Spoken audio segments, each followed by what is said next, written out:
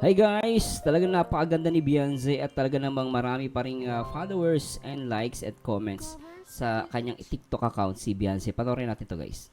Ganda niya, no? Mistisa. Oh, eto mukhang nag-scout sila ni Papa Eds. Ano? Ayun, no? Nasa si Papa Eds nando. Ay, grabe naman ang tiyan. Sobra naman yan. Napakaliit, ha? Napakalit ng bewang ni ano, no? Napaka-sexy ni Beyonce. Sobra.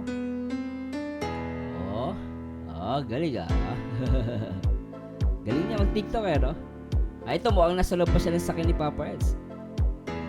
Panalo, guys. Ah. Ito mo, ang sa kwarto niya.